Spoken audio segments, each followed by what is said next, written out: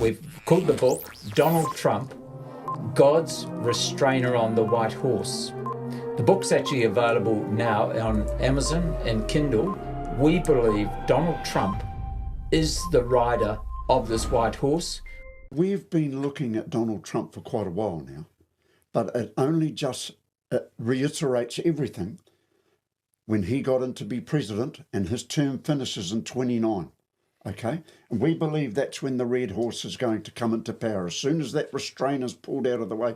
And the fact that Donald Trump tenure ends in 29, it really says a lot. Because with him out of the way, with the restrainer out of the way, that gives free rein to the red horse. All right, so the red horse of Revelation chapter 6 means war is coming. And we know from the last video that 2029 is the beginning of Daniel's 70th week, the Antichrist week. If you haven't watched that video, I put a link at the end. All right, so 2029, right? The final 7 years begins. This is the beginning of the end. Daniel's 70th week. That's when to expect the red horse. War is coming. All right, so the next thing is this. The red horse comes after the white horse, okay? After the white horse. So right now the white horse is in play, and it's restraining the red horse of war. But we also know the restraining period will end in 2029. So who is the best candidate for the restrainer? Whose term is up in 2029? The rider on the white horse is, fill in the blank. Who was inaugurated in January of this year? Whose term will end in 2029? Are you getting it?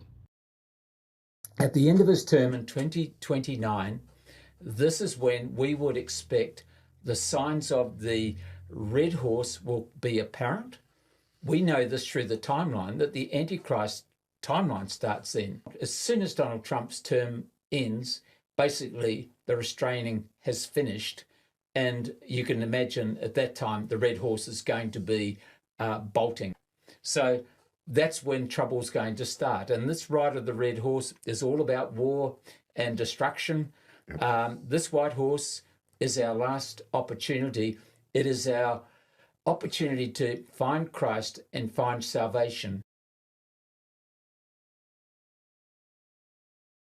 Donald Trump is the rider of the white horse. Donald Trump is the rider of this white horse. When he was inaugurated on the I think it was about the 21st of January of this year, 2025, he received the crown and also became God's servant, the rider on the white horse, going out to bring peace through strength to the world. And also, this window is the last chance people have to find Christ. We know that Donald Trump is the rider of the white horse. It's not the Antichrist. I watched a commentary the other day about some guy called MacArthur, and he was saying, we know that the rider on the white horse in Revelation 6 is the Antichrist. Well, show me, sir, where it says that in the Bible, because it doesn't. We know who the rider of the white horse is, and it's not the Antichrist. It's a person who has a bow with no arrows, who has a crown that was given to him, and he goes out to conquer and is conquering. And I saw when the Lamb opened one of the seals, and I heard, as it were the noise of thunder, one of the four beasts saying, come and see. And I saw, and behold, a white horse, and he that sat on him had a bow, and a crown was given unto him, and he went forth conquering and to conquer.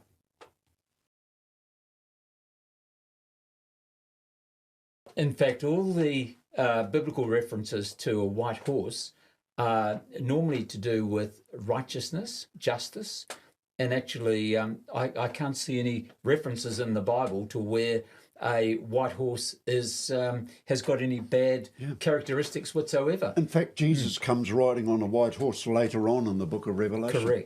Correct. And if we look at the bow, a bow without arrows, it could be representative of the rainbow. The word is actually the same as a rainbow and a bow, but also the fact it's got no arrows. It sounds like this rider is not going out to cause harm. He's going out, as we can see, conquering, and that's another word that's very important, and it's come to us just recently, that just how important conquering is. It's a victory. It's actually normally a sign of victory by God. It's not a victory by Satan. So the use of the word conquering and conquer is very much in line with what we expect of a white horse and the rider of a white horse. Yeah. He will be somebody who's going out and conquering, possibly in a peaceful manner. The other thing is, this rider has a crown. It's actually a crown. It's not a regal crown in the sense of a, let's say, a royal family type of crown. It's like a victorious winner of a competition. He's somebody who's conquered. He is given this special type of crown, and that's what he's got. So it could well be, definitely not a person who's going to be doing harm to the people. So pretty much overall, we would think that this rider of the white horse is somebody who's actually God appointed.